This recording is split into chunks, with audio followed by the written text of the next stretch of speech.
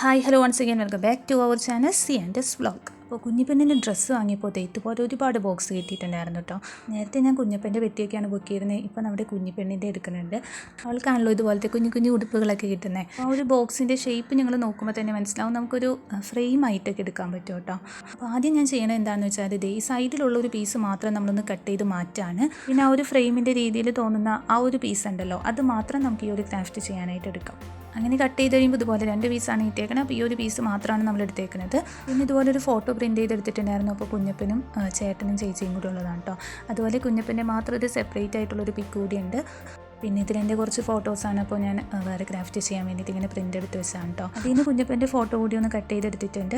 പിന്നെ ഇങ്ങനെ print എടുക്കുന്നതിൻ്റെ rate എത്രയാണെന്ന് ചോദിച്ചാൽ എനിക്കറിയില്ല. ചിലരിങ്ങനെ കമൻറ്റ് ചെയ്യാറുണ്ട്. അപ്പോൾ സാധാരണ ഒരു A4 ഷീറ്റിൽ കളർ പ്രിൻ്റ് എടുക്കാനായിട്ട് 10 രൂപയാണ് വന്നിട്ടുണ്ടായിരുന്നത്. ഇതിപ്പോൾ നമ്മൾ സ്റ്റുഡിയോയിലൊക്കെ ചെയ്യുന്നതാണ്, പക്ഷേ എൻ്റെ അങ്കിൾ ചെയ്ത് തന്നതാണ് കേട്ടോ. അപ്പോൾ എൻ്റെ നിന്ന് കാശൊന്നും വാങ്ങിയിട്ടുണ്ടായിരുന്നില്ല. അപ്പോൾ റേറ്റ് എത്രയാണെന്നുള്ളത് എനിക്കറിയില്ല. ഇപ്പോൾ 2 പിക്കും ഇതുപോലെ നമ്മളൊന്ന് ഒട്ടിച്ചെടുക്കാൻ പോകാം കേട്ടോ. അപ്പോൾ കഴിഞ്ഞ ആഴ്ച ചേട്ടൻ്റെയും ചേച്ചിയുടെയും വെഡിങ് ആനിവേഴ്സറി ആയിരുന്നു. അന്ന് ഞാൻ എന്തെങ്കിലും ഗിഫ്റ്റ് കൊടുക്കണമെന്ന് ഇങ്ങനെ വിചാരിച്ചിട്ടുണ്ടായിരുന്നു. പക്ഷേ എനിക്കൊന്നും ചെയ്യാനായിട്ട് പറ്റിയില്ല. ഞാനിവിടെ ഉണ്ടായിരുന്നില്ല. പിന്നെ അത് ചെയ്യാനായിട്ടുള്ള ടൈമും കിട്ടിയില്ല കേട്ടോ.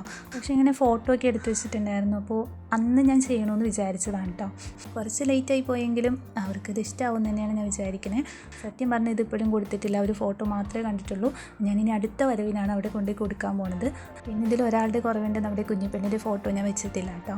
ശരിക്കും ഓളും കൂടി ഉണ്ടെങ്കിൽ ഈ ഒരു ഫ്രെയിം കംപ്ലീറ്റ് ആവുള്ളൂ. പക്ഷേ ഞാൻ അവളുടെ ഫോട്ടോസ് ഇങ്ങനെ പ്രിൻറ്റ് ചെയ്യാനായിട്ടോ അതുപോലെ നമ്മുടെ കമ്മ്യൂണിറ്റിയിലൊന്നും ഞാൻ പോസ്റ്റ് ചെയ്തിട്ടില്ല.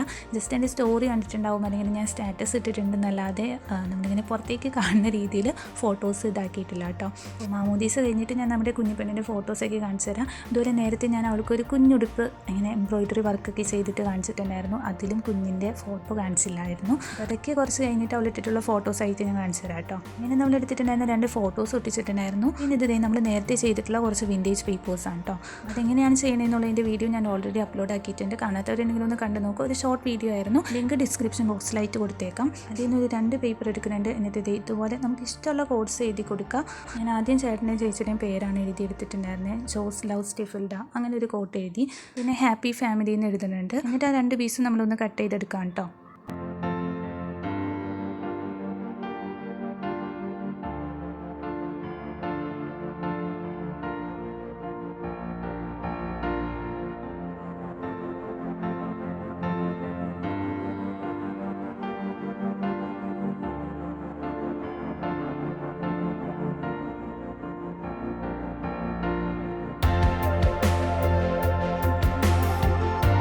പിന്നെ വൈറ്റ് പേപ്പറിലായിട്ട് ഇതുപോലെ തന്നെ എഴുതിയെടുത്തിട്ടുണ്ട്. അപ്പോൾ നമുക്ക് എന്തൊക്കെ വിഷസാണോ എഴുതാനായിട്ടുള്ളത് അത് എഴുതി കൊടുക്കാം കേട്ടോ.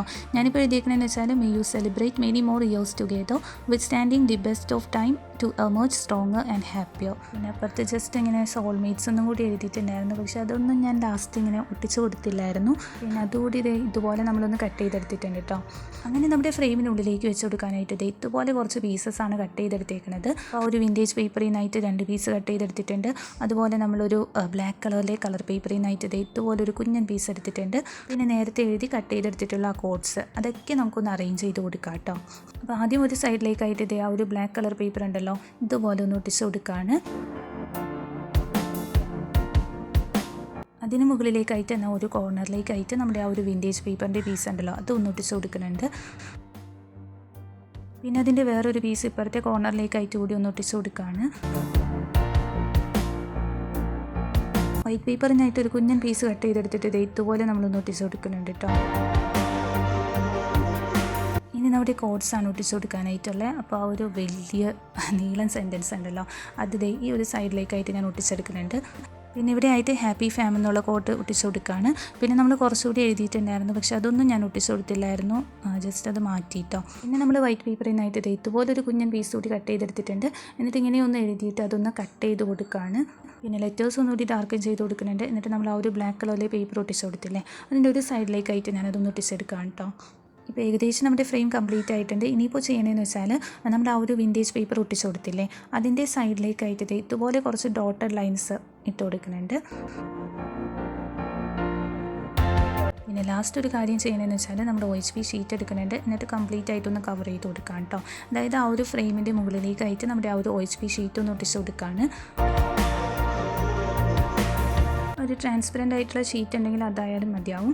പിന്നെ ബ്ലാക്ക് കളറിലെ മാർക്കർ പെൻ വെച്ചിട്ട് 4 സൈഡിലായിട്ട് ഇതുപോലെ കുറച്ച് കുഞ്ഞൻ ഹാർട്സ് ഒന്ന് വരച്ച് കൊടുക്കുന്നുണ്ട്. അപ്പോൾ നമ്മുടെ ഫോട്ടോ ഫ്രെയിമിൻ്റെ പരിപാടി അത്രയൊക്കെ ഉള്ളൂ.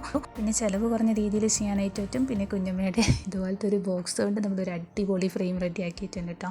പിന്നെ ഇങ്ങനത്തെ ബോക്സ് ഇല്ലാന്നുണ്ടെങ്കിൽ നമുക്ക് പേപ്പർ വെച്ചിട്ട് തന്നെ ഇതുപോലത്തെ ഫ്രെയിം ചെയ്യാനായിട്ട് പറ്റും. അപ്പോൾ അതിൻ്റെ വീഡിയോയും ഞാൻ ഓൾറെഡി അപ്ലോഡ് ചെയ്തിട്ടുണ്ട്. ഡിസ്ക്രിപ്ഷൻ ബോക്സിലായിട്ട് ഞാൻ ലിങ്ക് കൊടുത്തേക്കാം. അപ്പോൾ ആർക്കെങ്കിലും ആവശ്യമുണ്ടെങ്കിൽ അതൊന്ന് കണ്ടു നോക്കിയാൽ മതി കേട്ടോ.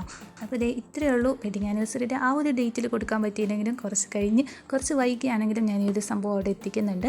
അപ്പോൾ നമ്മുടെ ഫോട്ടോ ഫ്രെയിം എങ്ങനെയുണ്ട്, നിങ്ങൾക്ക് ഇഷ്ടമായില്ലേ എന്നുള്ളതൊന്ന് കമൻറ്റ് ചെയ്ത് പറയാം. പിന്നെ ഇഷ്ടമായിട്ടുണ്ടെങ്കിൽ ഒന്ന് ലൈക്ക് ചെയ്യാം കേട്ടോ. ചാനൽ സബ്സ്ക്രൈബ് ചെയ്യാത്തവരുണ്ടെങ്കിൽ ഒന്ന് സബ്സ്ക്രൈബ് ചെയ്യണേ. Thank you for watching.